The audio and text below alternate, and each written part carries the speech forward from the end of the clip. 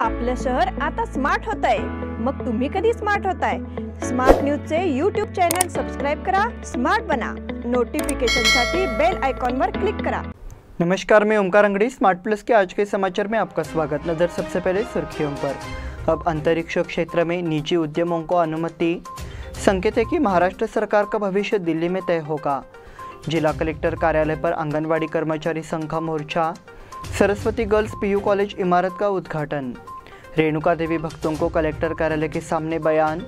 Police व्यवस्था के कामकाज के खिलाफ विभिन्न संगठनों की शिकायत। पीरनवाड़ी में गांधी भवन का समर्पण समारोह। श्री गुरु कॉलेज ऑफ नर्सिंग में शपथ विधि संपन्न।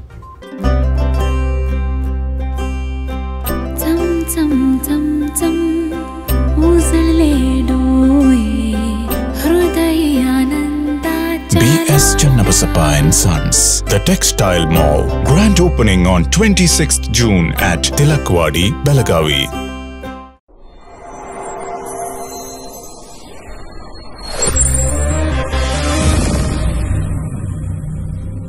Something happens when you see a perfect moment,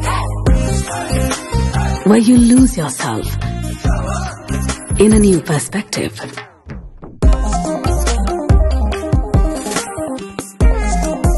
A strange energy runs through your mind. The moment you see those shining eyes,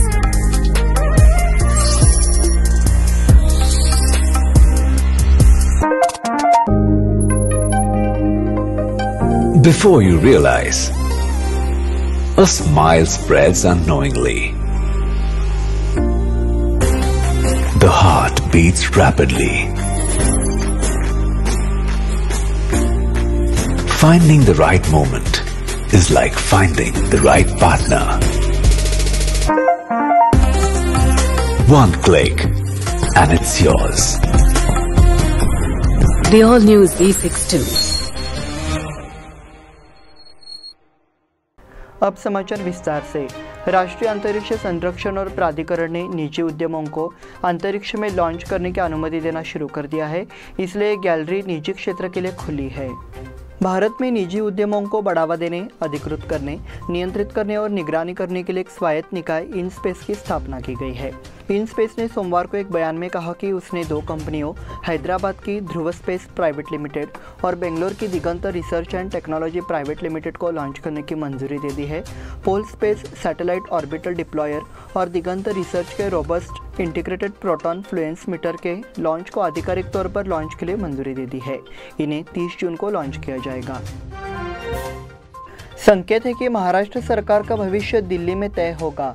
Maharashtra में सत्ता संघर्ष जारी है और विधानसभा में विपक्ष के नेता देवेंद्र फडणवीस राजधानी दिल्ली पहुंच गए हैं। देवेंद्र फडणवीस दिल्ली में केंद्रीय गृह मंत्री अमित शाह से मुलाकात करेंगे। सोमवार को मुंबई में देवेंद्र फडणवीस के आवास पर बीजेपी कोर कमेटी की बैठक हुई। अगले दिन देवेंद्र फडणवीस अमित शाह से मिलने के लिए दिल्ली के लिए रवाना हो गए। इंडिया टुडे के मुताबिक एकनाथ शिंदे के भी दिल्ली आने की संभावना है। गुवाहाटी में बागी विधायकों के साथ बैठक के बाद एकनाथ शिंदे के रवाना होने की संभावना है। बैठक के दौरान इस संबंध में फैसला लिया जाएगा। चर्चा है कि एकनाथ शिंदे की दिल्ली में देवेंद्र फडणवीस के साथ बैठक हो सकती है। जिला कलेक्टर कार्यालय पर आंगनवाड़ी कर्मचारी संघ का मोर्चा। आंगनवाड़ी कार्यकर्ताओं को 3 माह से वेतन नहीं दिया गया है। इसके विरोध में कर्मचारी संघ के सदस्यों ने वेतन की मांग को लेकर मंगलवार को कलेक्टर कार्यालय पर मोर्चा निकाला। बयान में कहा गया है कि कर्मचारी पिछले 3 महीने से बिना वेतन के काम कर रहे हैं। इसके चलते उनकी आर्थिक स्थिति खराब हो गई है। इसके लिए सरकार ने तत्काल वेतन भुगतान की मांग की। इस समय C2 एसोसिएशन के सदस्य मौजूद रहे। मोर्चा का नेतृत्व जिलाध्यक्ष मंदा नेवगी ने किया। सरस्वती गर्ल्स पीयू कॉलेज इमारत का उद्घाटन। शाहपुर में शासकीय सरस्वती कन्या पीयू महाविद्यालय का नया भवन अब भरत नगर में बन गया है। मंगलवार को इसका उद्घाटन किया गया। इस संबंध में जानकारी देते हुए बेलगाम दक्षिण के विधायक डॉक्टर अभय पाटिल ने कहा कि अंडर ग्रेजुएट कॉलेज के लिए अलग से भवन नहीं होने के कारण छात्र इस समय पुराने हाईस्कूल भवन में पढ़ रहे थे। हालांकि राज्य सरकार ने इसके लिए 4 करोड़ रुपए मुहैया कराए हैं, इसलिए पहले चरण का काम अब पूरा हो गया है ताकि छात्र नए भवन में पढ़ सके। फिलहाल 1 करोड़ रुपए की लागत से काम पूरा किया जा चुका है। शेष पुस्तकालय एवं अन्य कार्यों के लिए राशि आवंटित की जाएगी। उन्होंने विश्वास व्यक्त किया कि पूरी परियोजना 26 जनवरी तक पूरी हो जाएगी। उन्होंने ये भी कहा कि जो सुविधाएं किसी भी निजी शिक्षण संस्थान में उपलब्ध नहीं है उन्हें यहाँ मुहैया कराया जाएगा। कार्यक्रम के दौरान आमंत्रित गणमान्य व्यक्ति उपस्थित थे। रेणुका देवी भक्तों का कलेक्टर कार्यालय के सामने बयान। सौंदत्ती स्थित सुप्रसिद्ध श्री रेणुका देवी देवस्थान परिसर में भक्तों को असुविधा का सामना करना पड़ रहा है। श्रद्धालुओं की लूट की शिकायत करते हुए श्रद्धालुओं ने जिलाधिकारी कार्यालय के सामने सुरक्षा की मांग की। अन्याय के निवारण की भी मांग की गई। मंदिर क्षेत्र में बेहद अमानवीय हालात बनाए जा रहे हैं। इसकी साफ सफाई की अनदेखी की गई। नागरिकों को पीने का पानी तक नहीं मिलता। इसके लिए भुगतान करने और पानी प्राप्त करने का समय आ गया है। प्रशासन को इसे गंभीरता से लेना चाहिए। ये भी मांग की गई कि मंदिर की पवित्रता बनाए रखने के लिए उचित व्यवस्था की जाए। आंदोलन का नेतृत्व जय भीम ओम साई संगठन ने किया। पुलिस व्यवस्था के कामकाज के खिलाफ विभिन्न संगठनों की शिकायत। बेलगाम के विभिन्न थानों में वर्षों से तैनात भ्रष्ट पुलिस अधिकारियों का बदला जाए। साथ ही नेताओं के दबाव के चलते इन अधिकारियों का कहीं और तबादला नहीं किया जाता है। नतीजतः भ्रष्टाचार बढ़ा है। इसके लिए विभिन्न संगठनों के माध्यम से मांग की गई कि पुलिस कमिश्नरेट में थानों के अधिकारियों का तबादला किया जाए। मंगलवार को जिलाधिकारी को मांग पत्र सौंपा गया। नागेश सातेरी, एनआर लातूर, सुजीत मुलगुंद, मय युवा समिति के अध्यक्ष शिवम शेलके, आप के राजू टोपन्नावर, निजत के मुख्तार इनामदार समेत अन्य सदस्य मौजूद रहे। पिरनवाड़ी में गांधी भवन का समर्पण समारोह। पिरनवाड़ी में महात्मा गांधी स्मारक भवन का उद्घाटन समारोह सोमवार शाम को हुआ। समारोह में जिला संरक्षक मंत्री गोविंद कारजोल ने परियोजना का उद्घाटन किया। इस केंद्र में राष्ट्रपिता महात्मा गांधी के जीवन की विभिन्न घटनाओं की तस्वीरें और सामग्री की व्यवस्था की गई है। साथ ही इस संबंध में जानकारी देते हुए बेलगाम दक्षिण के विधायक डॉक्टर अभय पाटिल ने विश्वास व्यक्त किया कि यह परियोजना न केवल पूरे राज्य में बल्कि देश में भी प्रसिद्ध होगी। उन्होंने बताया कि इस परियोजना के स्थल पर महात्मा गांधी की जीवनी को डिजिटल माध्यम से दिखाया जाएगा। इस परियोजना के उद्घाटन पर सांसद मंगला अंगड़ी, विधायक अनिल बेनके, कलेक्टर नितेश पाटिल, पूर्व विधायक संजय पाटिल, गुरुनाथ कदबर और अन्य गणमान्य व्यक्ति उपस्थित थे। श्री गुरु कॉलेज ऑफ नर्सिंग में शपथ विधि संपन्न। विजया अस्पताल अयोध्या नगर में श्री गुरु कॉलेज ऑफ नर्सिंग के छात्रों का शपथ ग्रहण समारोह बड़े उत्साह के साथ आयोजित किया गया। मंच पर मुख्य अतिथि doctor Appasaheb Narati, doctor Geeta Patil, doctor MC Halpannavar, doctor RC Patil, प्राचार्य डॉक्टर सिद्धेश्वर अंगड़ी, प्राध्यापक बसवराज चंदू, प्राध्यापक विजय तेरदाल और डॉक्टर प्रकाश पाटिल थे। प्रारंभ में गणमान्य व्यक्तियों द्वारा दीप प्रज्वलित किए गए।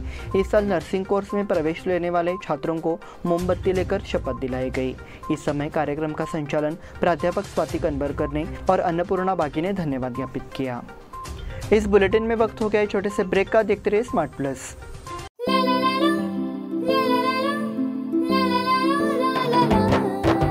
जले दीप अंगना में होगी रोशन दुनिया, पलकों तले छा जाए चांद तारों का साया। रंगोली में खिले रंग खुशियों की भी तरानी, तन मन झिलमिल जाए हर पल होंगी सुहानी। ये अटूट बंधन खिले हर आशियाना, रंग वस्त्रों का खजाना मन भाए आराधना।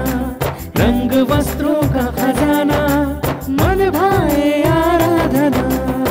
आराधना मारुति गली बेलगाम। मन भाए आराधना। बेलगाम वासियों के पसंद में उतरा उड़ान बार एंड रेस्टोरेंट। सोशल डिस्टेंसिंग का ख्याल रखते हुए हमारा स्टाफ देता है बेहतरीन सर्विस का विश्वास। यहां है पार्टी और फंक्शन के लिए 3 आलीशान हॉल, कारपोरेट डिनर मीटिंग के लिए 3 अलग कक्ष, आईपीएल मैच देखने के लिए 3 बड़े स्क्रीन की विशेष सुविधा। इसके साथ ही साफ सुथरा किचन जहां हमारा वेल क्वालिफाइड स्टाफ देता है क्वालिटी और हाइजीनिक फूड की गारंटी। तो फिर खाने की हो बात तो आना परिवार के साथ। उड़ान बार एंड रेस्टोरेंट, लिंगराज कॉलेज के पास, बेलगावी। फोन 0831 2435 ब्रेक के बाद फिर से आपका स्वागत। बढ़ते हैं अगले समाचार की ओर।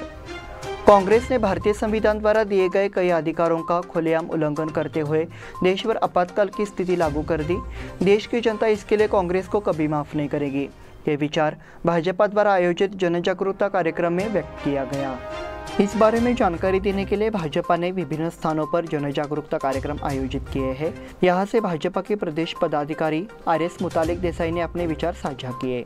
राष्ट्रीय स्वयंसेवक संघ के भौतिक विभाग के प्रमुख अनिल बेनके और रामचंद्र येड़के ने भी आपातकाल में किए गए अन्याय पर बात की। इस अवसर पर गणमान्य व्यक्ति एवं पदाधिकारी उपस्थित थे। तोतों का अवैध विक्रेता गिरफ्तार।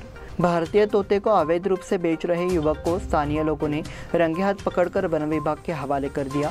घटना शनिवार को हुई और आकाश गुरव के रूप में पहचाने जाने वाले संदिग्ध से देर शाम पूछताछ की जा रही थी। आकाश गुरव और उसका दोस्त प्रथमेश उर्फ गोटिया पाटिल माला में लव बर्ड्स और भारतीय हरे तोते बेच रहे थे। इसलिए पशु पक्षियों को बेचने वाले कुछ व्यापारियों ने इस पर आपत्ति जताते हुए वन विभाग को सौंप दिया। वन रेंजर शिवानंद मखदूम ने बताया कि सारी जानकारी मिलने के बाद इस संबंध में मामला दर्ज किया जाएगा। महिसाल में परिवार की आत्महत्या नहीं बल्कि हत्याकांड। महिसाल में स्पष्ट हो गया है कि एक ही परिवार के 9 सदस्यों ने आत्महत्या नहीं की बल्कि उन्हें जहर देकर मार डाला गया था। आरोपियों अब्बास महामंडली बगवा और धीरज चंद्रकांत सूर्यवंशी को गिरफ्तार कर लिया गया है। प्रारंभिक जांच से पता चला है कि दो संदिग्धों ने बिना किसी स्पष्ट कारण के 9 लोगों की हत्या कर दी। पुलिस अधीक्षक दीक्षित गेदाम ने इस बात की जानकारी देते हुए कहा, 20 जून को पता चला कि 2 भाइयों माणिक यल्लाप्पा वनमोर और पोपट यल्लाप्पा वनमोर के परिवार के 9 सदस्यों की मौत हो गई थी। 25 साहूकारों के खिलाफ मिरज ग्रामीण थाने में मामला दर्ज किया गया है। सिगरेट की बिक्री के लिए लेनी होगी अनुमति।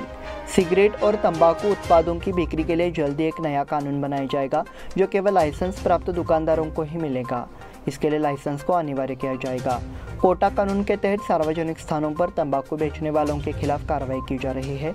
तदनुसार स्थानीय स्वशासी निकाय अब सिगरेट और तंबाकू उत्पादों की बिक्री के लिए लाइसेंस जारी करने की तैयारी कर रहे हैं।